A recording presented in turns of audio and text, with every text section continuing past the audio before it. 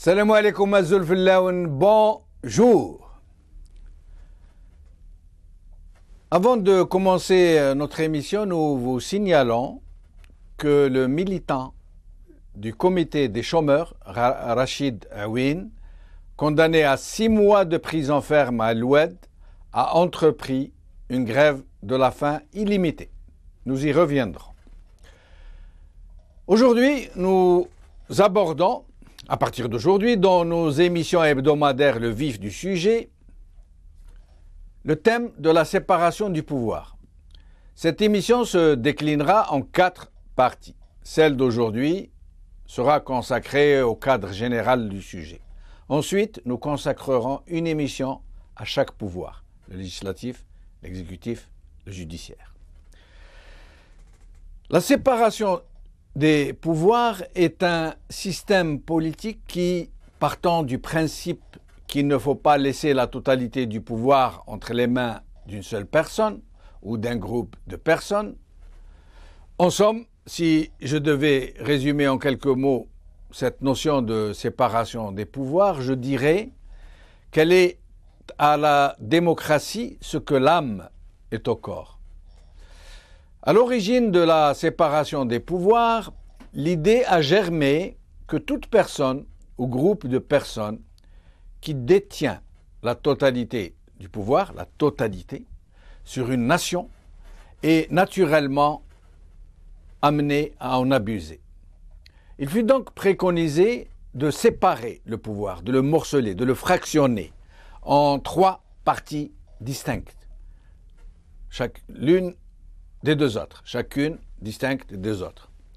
De diviser la puissance publique en 3 pouvoirs différents.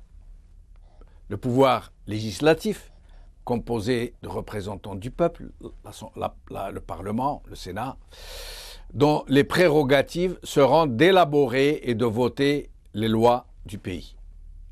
Le pouvoir exécutif, le chef de l'État, le Premier ministre, le chef du gouvernement, les ministres, composé de responsables élus ou désignés dont le rôle sera de veiller à l'exécution des lois et du bon fonctionnement de l'État.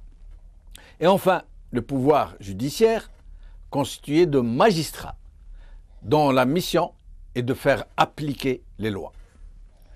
Montesquieu les définit ainsi: la puissance législative, la puissance exécutrice des choses qui dépendent du droit des gens et la puissance exécutrice de celles qui dépendent du droit civil. Les 3 pouvoirs sont confiés à leurs détenteurs par la souveraineté populaire.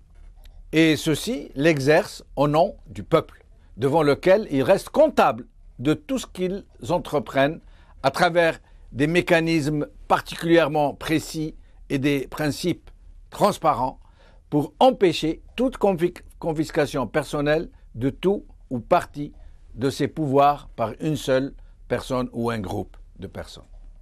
Et ainsi, ces 3 pouvoirs, séparés, attribués à des grands élus, à de grands commis de l'État et à des magistrats, seront en même temps imperméables chacun par rapport aux 2 autres, mais interconnectés du fait qu'ils se complémentent et qu'ils se relaient depuis l'élaboration de la loi jusqu'à son application. Chacun étant confiné dans les attributions que lui confère la souveraineté populaire. Ces 3 puissances sont indépendantes jalousement, indépendantes, mais elles sont forcées d'aller de concert. Elles sont forcées d'aller de concert, pour reprendre cette observation de Montesquieu dans son fameux Esprit des lois. L'idée est largement répandue que la séparation des pouvoirs, lorsqu'elle est effective et non pas une façade en trompe-l'œil, est le plus sûr garant d'un véritable état de droit où nulle ni nulle force ne peut capter la souveraineté populaire à son seul profit. Lorsqu'elle est consacrée, étayée par de grands équilibres et des institutions pérennes qui empêchent toute déviation, toute récupération, toute captation et toute altération de son esprit, la séparation des pouvoirs rend impossible, normalement, le despotisme et la confiscation des libertés. Mais cela est-il aussi simple? La modernité n'a-t-elle pas changé la donne? Le monde de la finance, tel qu'il se décline aujourd'hui, n'est-il pas lui-même devenu un pouvoir, et le plus puissant d'entre tous, puisque dans de nombreux États où la séparation des pouvoirs est pourtant consacrée, c'est l'argent qui fait élire les tenants du pouvoir exécutif et législatif, et aux USA même dans le pouvoir judiciaire. Ne devons-nous pas considérer ce pouvoir, celui de l'argent, comme le plus grand des pouvoirs, qui est entre les mains d'une minorité? La presse, que certains qualifient de quatrième pouvoir, pour montrer tout le poids qu'elle peut avoir dans la prise de décision, dans les processus électoraux, entre autres, n'est-elle pas entre les mains de la finance que personne ne semble voir?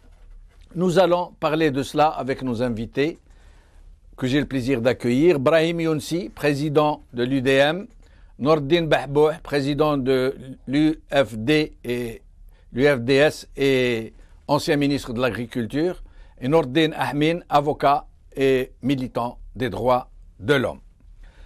Aujourd'hui, donc nous allons directement commencer par recevoir Maître Nordine Ahmin. Merci d'avoir encore répondu à notre invitation. Merci à vous encore une fois de m'avoir invité. Donc bonjour pour les téléspectateurs de Maghribia. Merci. Merci. Alors, Nordine Ahmin, quelle est votre vision de ce système de séparation des pouvoirs, des principaux pouvoirs tels que nous les connaissons du moins? En Algérie, bien sûr, la séparation des pouvoirs n'est pas on a eu un moment éphémère à peu près presque une division après le 5 octobre 88 et l'avènement de la Constitution du 23 février 89. C'est vrai, on avait espéré à partir de là, temps de sacrifice, que les portes de la liberté s'ouvrent pour le peuple algérien. Malheureusement, c'était une parenthèse très éphémère. Mais c'est Nordine, aujourd'hui, dans cette première émission dédiée à la séparation des pouvoirs, je souhaiterais qu'on puisse aborder cela sous l'angle didactique, j'allais dire. D'abord parler de la séparation des pouvoirs d'une façon générale, et nous reviendrons dans la situation de notre pays après dans les autres émissions, si vous le souhaitez et si vous le voulez bien. D'accord, ok. Comme vous l'avez dit tout à l'heure, bien sûr, l'idée de la séparation du pouvoir remonte au XVIIIe siècle, plus précisément en 1748, avec l'esprit des lois de Montesquieu, qui a préconisé, justement après avoir observé en Angleterre, en Grande-Bretagne, ce qui s'est passé à l'époque. Donc, il a vu que pour avoir vraiment une liberté, donc il va falloir séparer les pouvoirs.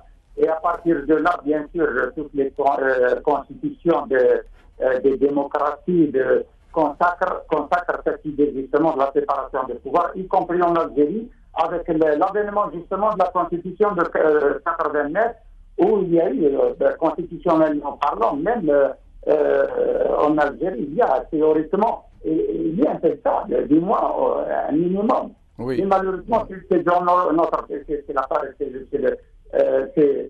pratique qui pose problème. Donc, pour la séparation des pouvoirs, c'est quoi?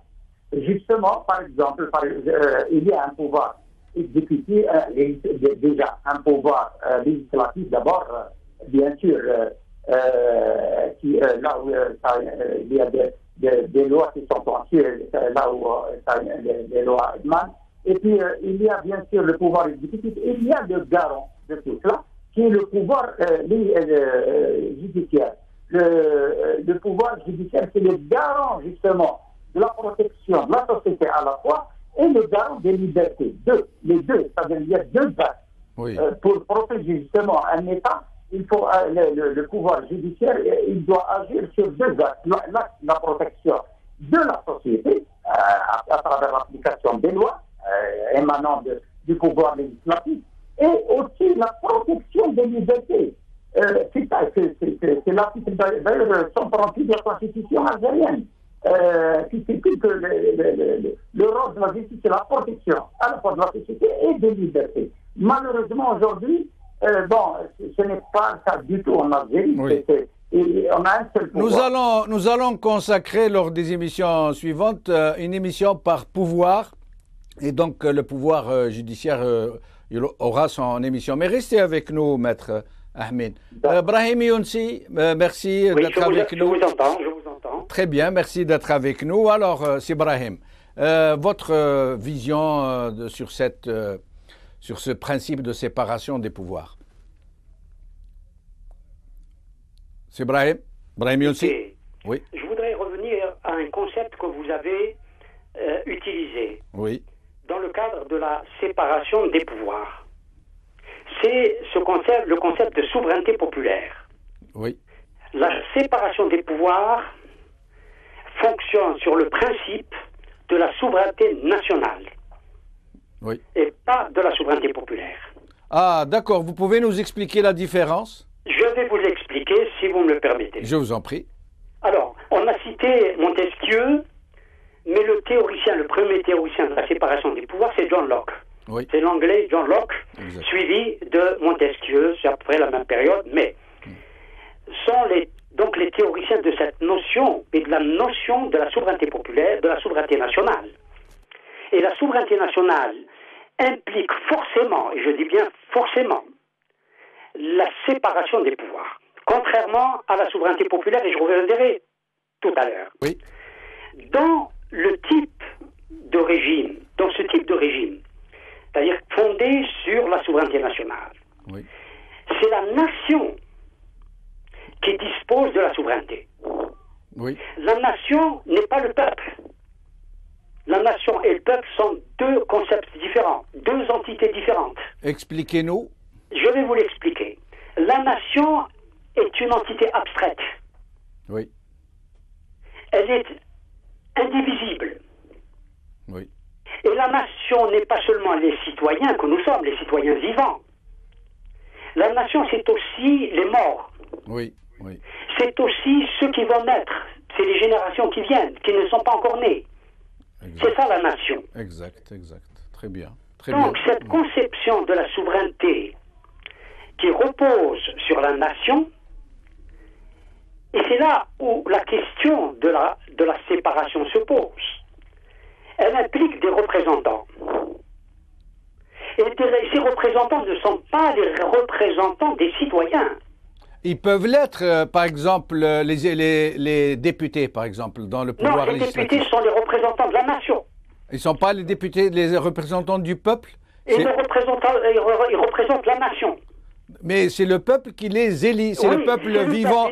C'est même pas le peuple, ce sont les électeurs. Et ils ne représentent même pas les électeurs, ils représentent le concept de la nation. Une nation abstraite. D'accord, ok, très bien.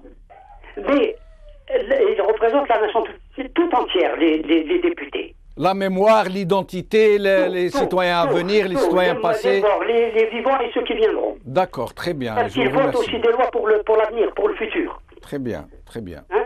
Donc, c'est ce que vous venez de dire. Elle implique l'histoire et l'avenir. Très bien. Voilà. Bien. Dans ce type Donc, de système, autant pour moi j'ai compris. Je ne dirais plus la souveraineté populaire, je dirais la souveraineté nationale. c'est ça. Très bien. Absolument.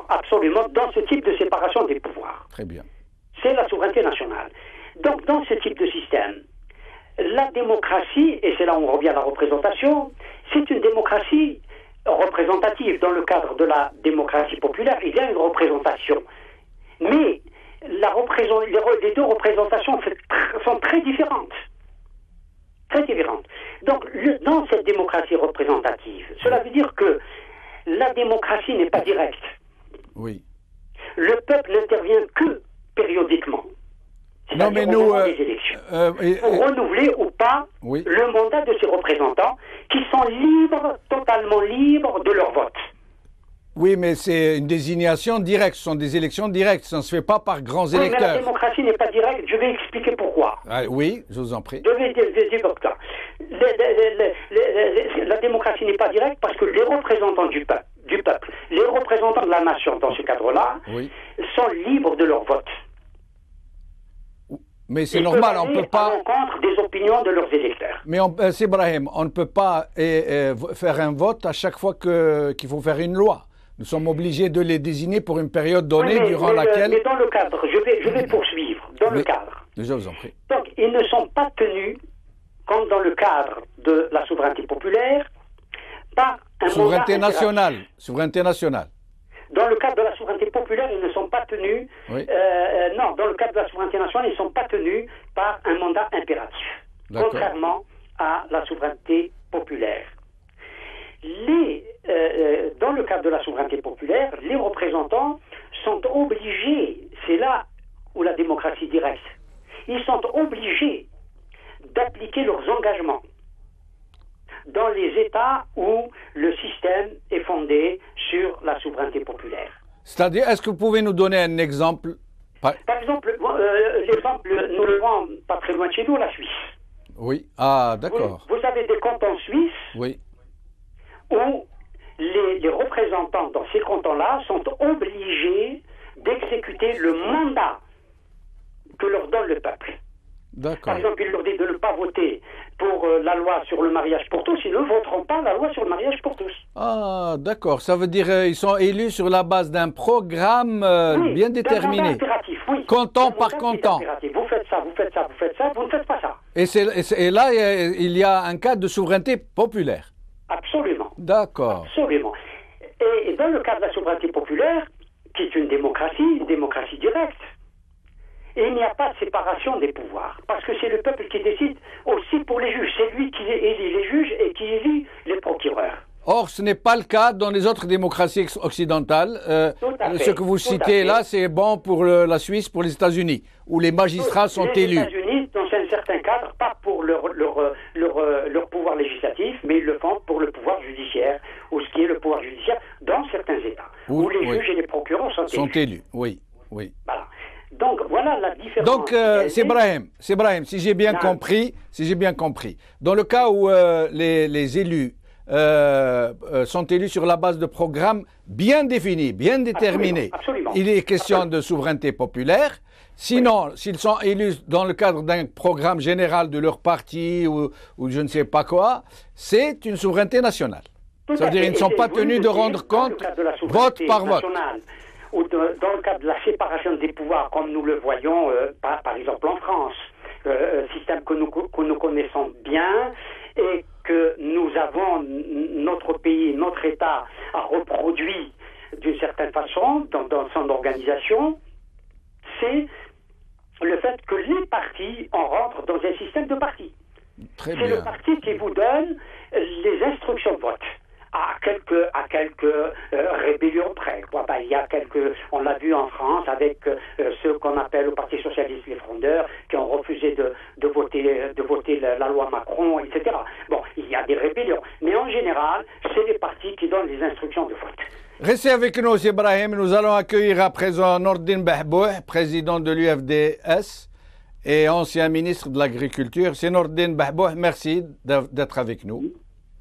C'est moi qui vous remercie. Bien bonjour à vous et à tous les téléspectateurs de la radio. Alors, on nous a dit que vous êtes à Ouargla, que vous rendez à cette manifestation qui est prévue pour demain, même si ce n'est pas le sujet du jour. Oui, effectivement, nous sommes déjà en route. Nous arrivons très bientôt, enfin des 1 heure comme ça à Ouargla. Nous avons déjà dépassé le Gabaya. Nous partons donc à Ouargla pour participer suite à l'appel lancé par nos concitoyens, nos frères du Sud, à la marche qui est prévue demain. Là, il y a la marche qui est déjà programmée et nous serons, donc je suis en ce moment avec le président de notre parti, M. Adili, que vous connaissez, et d'autres personnalités. Donc, nous sommes on nous dit qu'il y a beaucoup de gens, notamment de la CLTD, qui se rendent massivement à Ouargla. C'est une première. Oui, enfin, nous représentons, nous sommes les représentants de pôle de force du changement, comme vous le savez très bien. Donc, nous sommes d'équipe qui a été mandatée par des pôles de force du changement qui se dirigent vers très bien. Très bien. Ils sont déjà, je pense aussi qu'ils se préparent à partir, peut-être qu'ils sont déjà partis. Très bien. Donc, nous allons faire une émission sur ça demain. Mais en attendant, j'étais avec Maître Ahmin et Brahim Younsi. Nous parlions de la séparation des pouvoirs. Est-ce que vous auriez quelque chose à dire sur la question avant que je vous pose des questions précises? Le principe de la séparation des pouvoirs, c'est un principe qui est fondamental de toute la démocratie du monde. Ça, c'est le premier élément. La séparation des pouvoirs se fait, bien entendu, suite à une véritable démocratisation de la société. La séparation des pouvoirs se construit sur la base de deux éléments fondamentaux. Le premier élément, c'est une liberté de presse, donc c'est un des éléments. Et le deuxième élément, c'est une justice autonome. Et à cela, il faut ajouter une légitimation de toutes les institutions. Donc la séparation des pouvoirs, c'est un équilibre parfait. Dans toutes les démocraties du monde, c'est un élément fondamental parce qu'il permet il n'autorise aucun dérapage plutôt.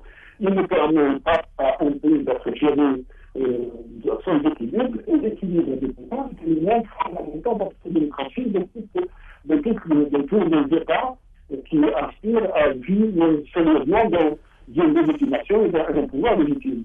Nordi Bahbouh, le son n'est pas très bon. J'ai demandé au soutien technique de voir s'ils peuvent arranger ça. On ne vous entend pas très bien. En attendant, je retourne à Nordin Ahmin. Nordin Ahmin, vous avez entendu Brahim Younsi faire cette distinction entre souveraineté populaire et souveraineté nationale?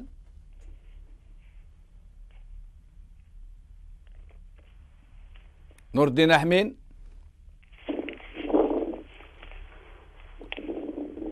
Est-ce il y a un souci, le soutien technique va essayer d'arranger ça. Brahim Younsi, je reviens à vous. On parle de trois pouvoirs, principalement, pouvoir législatif, exécutif et judiciaire. Est-ce que vous m'entendez, c'est Brahim?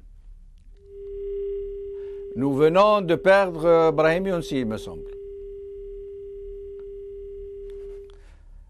Donc, il me semble que nous avons perdu nos trois invités. Est-ce que Nordin Ahmin est avec nous? Est-ce que le problème avec Nordin Bahbouh a été réglé? Donc, nous sommes donc sur ce sujet de séparation des pouvoirs. Brahim Younsi est avec nous?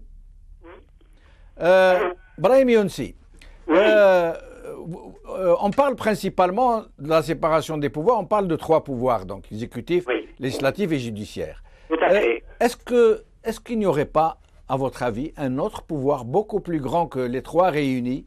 Vous en avez parlé. D'ailleurs, il y a beaucoup de théoriciens qui ont placé notamment les marxistes. Karl Marx a placé le pouvoir de l'économie au-dessus de tous les autres pouvoirs. Aujourd'hui, c'est le pouvoir de la finance, le pouvoir de l'argent. Vous l'avez excellemment dit. Aujourd'hui, c'est la finance. On ne voit que les États se couchent, se plient les genoux face à la finance. Donc la finance a pris le pouvoir dans ces pays, dans ces États dits démocratiques. Et donc finalement, les démocraties occidentales, si l'on pèse leur démocratie au trébuchet de la vérité, là, on observe que les élus, ceux qui se font élire, généralement, ils se font élire avec de l'argent. Plus on a d'argent et plus on est sûr d'être élu. C'est quelqu'un que j'aime beaucoup, même si certains le récusent pour d'autres raisons qui seraient bien entendu de type idéologique. Oui. Emmanuel Mounier, pour ne pas le nommer, qui dit que à propos, par exemple, des démocraties populaires ou des régimes communistes comme celui de l'ancienne Union soviétique, que la démocratie populaire, nous en parlons tout à l'heure, est limitée par le collectivisme. Et la démocratie dite libérale est pourrie par l'argent. Voilà. Et comment faire, sinon, à votre avis, est-ce qu'il faut repenser la séparation des pouvoirs, si tant est qu'elle soit un jour appliquée chez nous? Parce que vous le voyez aujourd'hui, les États n'ont plus aucun pouvoir, y compris de la loi. Oui. Ce n'est plus les États qui votent la loi ou qui produisent la loi, parce que nous parlions tout à l'heure de la séparation du pouvoir. Le pouvoir exécutif, il est aussi législateur. Oui. Parce que c'est lui qui fait des projets de loi. Et il propose, mais... Non. Ceux qui proposent, ce sont les députés. Ah, mais sinon, à part l'ordonnance, C'est le gouvernement. Oui. C'est le gouvernement, dans tous les gouvernements fondés sur la séparation de pouvoir, c'est le pouvoir, c'est le gouvernement, c'est l'exécutif qui dépose des projets de loi. Le législatif ou le législateur les débat, les discute, les amende, etc. et les vote. D'accord. Voilà. Mais aujourd'hui... Mais l'exécutif, Brahim Younsi, les députés peuvent faire des propositions de loi. Chez nous, il faut 20 députés, la signature de 20 députés sur une proposition pour pouvoir faire une proposition de loi. Et il y a des domaines qui sont séparés, réservés. Il y a le domaine de la loi, qui est bien thématisé, c'est-à-dire ceci relève du cadre de la loi, comme par exemple le statut personnel, certaines règles générales, etc. Bon, qui sont relatives, comme je viens de le dire, au statut personnel, au droit de la famille, etc., etc. Un certain nombre de règles générales qui dépendent de la loi, du domaine de la loi. Et ça, c'est le domaine de l'Assemblée nationale, des députés. Et vous avez tout le domaine, tout ce qui ne relève pas de la loi relève du règlement. Oui. Donc le pouvoir législatif produit des règlements. C'est la législation également. C'est-à-dire que le président de la République ou le gouvernement, le pouvoir exécutif, entre en cas de vacances du Parlement, de l'Assemblée nationale en particulier, et où il légifère par ordonnance. Session du Parlement, le gouvernement, le président de la République, légifère par ordonnance. Oui, mais Brahim Younsi, là, ce sont des cas d'exception. Mais c'est vrai que, d'une certaine manière, il n'y a plus de séparation des pouvoirs. Non, il n'y a pas d'exception. C'est-à-dire qu'il y a tout ce qui n'est pas du domaine de la loi relève du domaine du règlement. Le gouvernement peut produire, entre guillemets, de la loi, produire en tout cas des règlements. Il légifère. Mais sinon, Brahim Younsi, oui. Généralement dans ce cas de figure, par exemple la dissolution du Parlement, ce sont des périodes très provisoires. Ça veut dire normalement. Oui. Mais sinon, à partir du moment, lorsqu'il n'y a pas de cas d'ordonnance sur ces projets de législation dont vous parliez, tant que c'est le Parlement qui légifère, normalement le pouvoir législatif reste séparé. À partir du moment où c'est lui qui décide si la loi passe ou ne passe pas. Oui, bien sûr, évidemment. Mais vous aviez tout à l'heure introduit une notion importante. Oui. C'est les partis. C'est-à-dire que le gouvernement, celui qui dépose des projets de loi, il faut qu'il ait une majorité parlementaire, une majorité à l'Assemblée. Exact. Et cette majorité va le suivre. Oui, effectivement. On l'a vu dans toutes les lois qui se votent ne parlons pas de l'Algérie, parce que nous savons que le Parlement algérien est un Parlement croupion. C'est des chambres d'enregistrement, point. Mais y compris dans les démocraties dites avancées, les partis suivent le gouvernement qui est le leur. Tout à fait, c'est très vrai. Ça veut dire qu'en fait, il n'y a pas de séparation. Dans certains gouvernements, dans certains États, comme la France par exemple, et nous l'avons vu tout récemment, la Constitution de la Ve République par exemple, prévoit ce que les Français appellent le 49.3, que le gouvernement peut faire passer une loi, comme le Parti Socialiste l'a fait passer en France il y a une quinzaine de jours, ou 3 semaines, mais à ce moment-là, il engage sa responsabilité. Exact. Il engage sa responsabilité. Mais les frondeurs, par exemple, à l'Assemblée nationale en France, n'ont pas voté la censure. C'est vrai. Restez avec nous, Brahim Younsi, jusqu'à la fin de l'émission. On n'a plus malheureusement de temps. L'émission est passée à 100 l'heure. Nordin Ahmin, je posais la question à Brahim Younsi sur ce pouvoir financier qui n'est pas apparent, qui n'est même pas théorique, qui n'apparaît nulle part, mais qui est bien là malheureusement, et qui dispose, semble-t-il et vraisemblablement, de la réalité du pouvoir. Qu'est-ce que vous en pensez? Oui, en effet, il a tout à fait raison. Il s'impose aujourd'hui à toutes les sociétés, notamment à la nôtre. Bien sûr, quand on parle de la séparation des pouvoirs, c'est une conception constitutionnelle d'un pays. C'est tout. Si on veut, bien sûr, on conçoit une certaine répartition du pouvoir à travers, par exemple, si on prend l'exemple de l'Algérie, on prend, comme je l'ai dit tout à l'heure, l'article 6, qui stipule que la source du pouvoir, le peuple est la source du pouvoir. Donc, pour concrétiser ce concept, bien sûr, il faut mettre sur pied les trois pouvoirs. Donc, le pouvoir législatif qui émane de la représentation populaire. Pour moi, c'est la représentation populaire.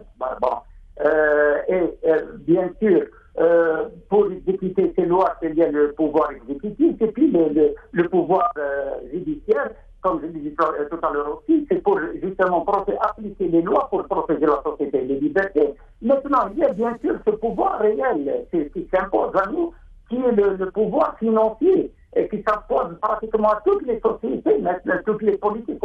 Vous voyez, en Algérie, on parle de Haddad, on parle de Saïd Bouteflika, tout cela. On parle du pouvoir, sinon de la mafia politico-financière. La finance en Algérie, maintenant, pèse lourdement. Merci Nordin Ahmin. Merci, je suis obligé de vous interrompre parce que l'émission arrive à sa fin. On a même dépassé. Nordin Behbouh, pour finir, est-ce que l'argent est un pouvoir ou est-ce qu'il il ne compte pas dans cette séparation des pouvoirs ou est-ce qu'au contraire, il est le principal pouvoir, à votre avis? En Algérie, c'est le pouvoir. L'argent, c'est le pouvoir. Malheureusement, depuis l'avènement de l'État, l'argent, c'est le pouvoir. Et la preuve que toutes les instances, toutes les institutions sont menées par des hommes d'affaires zéro, par des affairistes, par des gens qui sont accaparés de richesse du pays. Il se trouve aussi que les partis politiques qui sont censés être des partis politiques dominants sont aussi noyés par l'argent du pouvoir, par l'argent sale. Et donc, c'est le pouvoir en ce moment en Algérie, malheureusement, et ça, c'est depuis l'avènement de M. Bouteflika. Merci, c'est Nordin Behbouh. Merci, Brahim Younsi. Merci, Nordin Ahmin. En espérant vous revoir bientôt, Inch'Allah. Salam alaikum, bqaw ala khair, bislama.